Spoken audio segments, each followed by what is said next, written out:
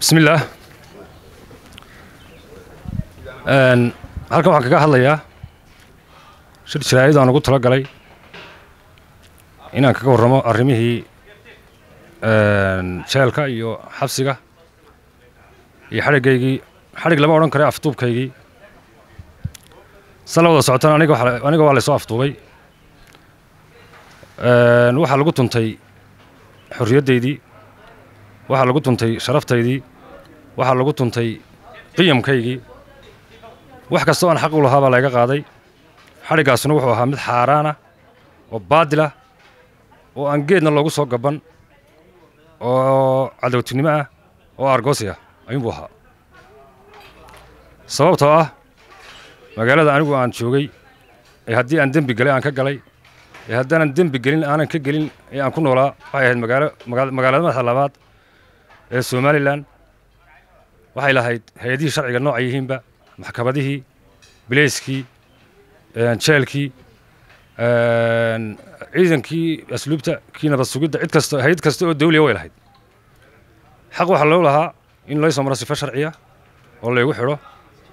in la siiyo wargelin maadaama aan ahaa nin madax dhaqameed ah ama aan ahaaba nin muwaadin oo Somalilandera waxay leeyihiin wax sharcigu qof waliba wuxuu leeyahay sharcigu wuxuu u ogolaaday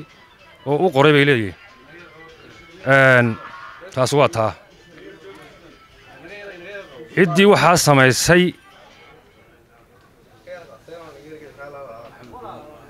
ciddii waxaa samaysay ee ka dambaysayna waa lala xisaabtami doonaa waxaana la xisaabtami doonaa sharciga la xisaabtami doonaa annana waan la xisaabtami doonaa taa intaasan ku dhaafaya waxaan u gudbayaa halkan waxaan doonayaa aan uga mahadnaqo ciddii ama dadkii faraha badnaa ee ku hawlanaa inaan xorriyaddeedii dib loo soo noqdo oo la sii daayo ilaahay baa mahadle marka hore waxaa dhacday aniga dadkii ka ergeynaya arrintayda ama dadkii ka xumaa ama dadkii ka dagaalamay dhammaan mucaarad iyo muxaafid reer ku yimi arrintayda aniga taasaa horta mahad aan ugu naqayaa ilaahay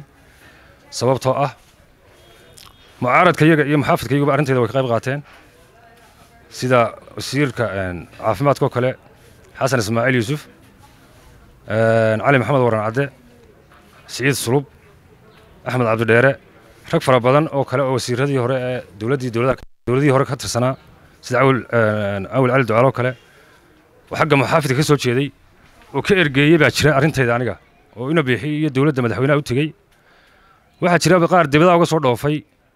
oo arrintayda u yimi waxaa jira qaar miidiyaha ku dagaalamay waxaa jira qaar waxa weeyaan wasaaradda arrimaha gudaha maalin walba ku kala hayay oo aan mar qura ka dhaqaaqin 4 bilood ee xaqdarrada ay ugu haysteen waxa weeyaan dadkii caynka ahaa oo dhan ayaan doonay halkan inaan uga mahad celiyo ilaahay baa mahad leh waanan u mahad celinayaa si fiican ayaan ugu mahad celinayaa iyo si khayr leh waxaan kaloo halkan ugu mahad celinayaa madaxweynihii aqbalay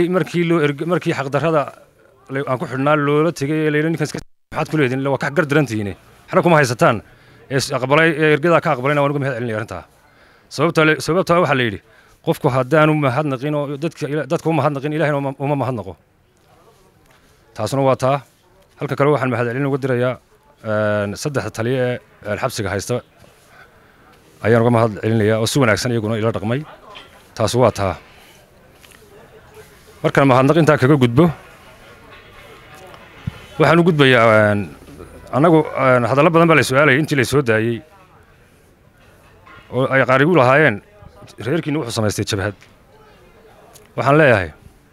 annaga Somaliland looga baqan maayo aniga iyo beeshayda midna looga baqan maayo sababtoo ah waxaan annagu Somaliland annaga tacab baan nagaga jira Somaliland annaga dhiig baan u daadinay beeshaydu waxay ka mid tahay beelihii Somaliland ku suntanaa xoreeyey maalmaha waaweyn taariikhiga ah ee guulaha ee waaweyn ku lahaa waxa nagaga shahiiday 7 sarkaal oo waaweyn oo raggii ka soo baxay Raashiya ka soo baxay iyo Masar miilan ahaa waxa weeyaan maal badan baan nagaga burburay dhaqaale badan baan gelinay naf badan baan gelinay wax badan baan u soo maray sabab aan u burburinaa anaga Somaliland ma jirto waxaase looga baqanayaan idin sheegaya ee burburinaya ee halis ku ah waxa weeye ciddii sheegaan iyo hagbad samaysatay xaaraana ee diidday in wax la wada qaybsado ee diidday in la sinaado hadday tahay xag dhaqaale hadday tahay xag caafimaad hadday tahay xag waxbarasho hadday xag tahay xag qandaraas hadday tahay xag kursiga madaxweynaha oo ay yidhaahdeen badee annagana maalin baanu qabanayna annana maalin baanu qabanayna cidda dalka dulmiga ku haysa ee burburinaysa ee qofkii hadlaba xidhaysa ee qofkii meel soo taagaba cidina yaanay hadlin cidina yaanay dhaqaaqin cidina yaanay arkin cidda le weeye cidda Soomaaliland doonaysa inay burburto oo lagu kala tago oo dagaal sokeeyo ahli ka dhaco waa ciddaas dabka iyo gaasta ku shubaysa maantaan iftiiminaya taasna waa taa Allahumma salli ala Muhammad anagu waxaan doonaynaa waxa weeye Soomaaliland la wada leeyahay sinaan cadaalad horumar iyo wax wada lahaanshaan doonaynaa annaga iyo dadkana la midkiiba waxaan ka soo horjeednaa wax kasta oo dadka lagu kala kaxaynayo waxaanu ka soo horjeednaa wax kasta oo dadka kala fogeynaya waxa ogtihiin dulqaad badan baan anagu samaynay ilaa iyo marka laga soo bilaabo haddaan dul maro xilligii Cabdiraxmaan Axmed Cali madaxweynihii ugu horreeyay jamhuuriyadda Soomaaliland oo dalka abaal weyn ku lahaa oo 6 bilood qabtay markii ay meel loo socon weynay waxa ogtihiin kabaa lagala baxay oo lagu furtay miyaa maqasheen weli miyaa maqasheen Cabdiraxmaan baa ninkii kabaa kala baxay soo xidhay waa su'aal anigu maan maqal iyana may maqal waxaan la yaabay oo aan arkay xilligan xidhnaa ayaa ina yar la soo xidhay ciidanka madaxtooyadu ka tirsanaa waxaan ku yidhi maxaa lagu soo xidhay wuxuu igu yidhi anigoo hurdaa lay toosiyadoo dabeetee waan dheelaloosanaay waxaan idhi war naga taga annagaa hooyadii waxaa ku samaynee subaxdii dambaa maxkamadda ciidamada la geeyey oo 8 sannadood baa lagu soo xukumay taliyaha jeelka Cumar Liyaada waan kaftanno waxaan ku yidhi war Cabdiraxmaan kabii lagala baxay iyo wixii dhib loo geystay iyo wixii rasaas lagu riday qofna umaanan xidhine madaxweynaha hadduu yidhi ninku hooyada waxaa ku sameeyey idinku yidhi madaxweynaha ku yidhi matal annaga madaxweynaha hooyadii waxaa ku samaynaa waa siday ku eedeynayeen maxaa ugu xidheen marka waxa weeye annagu dad dulaanu hayn oo dul qaata oo iska samraa waxaanu nahay dadkii la isugu tegey 1990kii Soomaaliland dadka ku dhooloo dham isugu tegey waanu iska samirray waan iska cafinay doorashadii wixii dhacay baa ogeydeen iyo xadaafir iyo wixii xabaal la soo qufay iyo wixii meeshan ka dhacay samir baanu qaadanay waa iskaga tagnay imankana inaanu samirraa wax weyn naguma aha laakiin waxaan u baahanay waxa weeyaan wax la wada leeyahay hadday tahay darajooyinka hadday tahay waxbarashada hadday tahay caafimaadka hadday tahay horumar tahay shaqada iyo shaqaalaha hadday tahay baylorka hadday tahay wax sharci loo sameeyaan rabnaa anagu cadaalad baan rabnaa haddii la waayana rag baanu noo waan tashanaynaa wax dhiboo kalena ma jirto taasna waa taa intaa waxaan ku darayaa madaxweynaha ayaan u soo jeedin lahaa dhowr qodob ninku nacab iyo ninku jecel baa madaxweyne waxaad u tahay madaxweyne adigaa madaxweyne u ah ma aha in rag meel kugu xidhaan oo ay dee laabta ku garaacaan sidii dhici jirtay oo ku yidhahdaan libaxyaanu kaa haynaa beelayaanu kaa haynaa iyo cid baa kugu soo socota ilaahay markii adduunyada intaanu nabi aadan abuurin 50 kun oo sannadood ka hor baa in aad halkan fadhiisato ilaahay qoray anigu nin raalli ka ana maan ahayn waad ogeyd ninku doortayna maan ahayn laakiin sharciga siinaya inaad madaxweyne noqoto mardaad adigu maanta waddanka xukumayso dadku waxay kaaga baahan yihiin inaad dhegahaagu ay fayoobaadaan oo aad shaqayso oo aad habeenkii socoto oo xabsiyada ka warhayso oo maxkamadaha ka warhayso wasaaradaha ka warhayso oo wasaaradda arrimaha gudaha iyo wasaaradda arrimaha gudaha sida jananka iyo wasiirka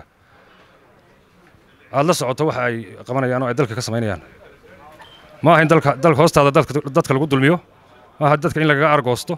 ma aha dadka in lagu xagxagto ma aha dadka in lagu gumaysto ma aha dadka in lagu tacadiyo wanaag haddaad doonaysana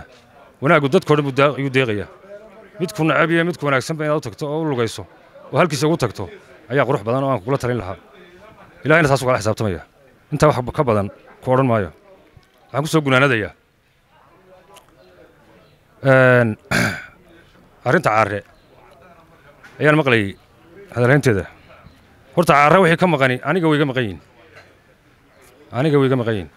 reerkaygana way ka maqan yihin dadkoo dhanna way ka maqan yihin haddii waa nin mujaahida oon maadeernahay oo aan suldaano ahay weliba xaqna waxa laygu leeyahay hadduu gar daran yahayna inaan qabto haddii laga gardaran yahayna inaan u hiiliyo labadaba sharciga ee amraya laakiin anigu ma aaminsani in qori laysku maquuniyo anigu waxaan aaminsanahay in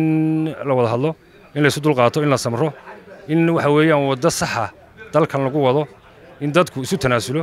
taasaan aaminsanaya haddii la waayana wuxuu yidhi caamir waa salleelle ana haatan caymadii markaa waaye waxaan ku soo gabagabeynayaa ninkuu yidhi idow mari duudsigu tirsanayo laga daayo mooye wixii kaleba doog iyo dacar bay ku kaciyaan aad baad mahadsantihiin salaamu calaykum waraxmatullahi wabarakaatu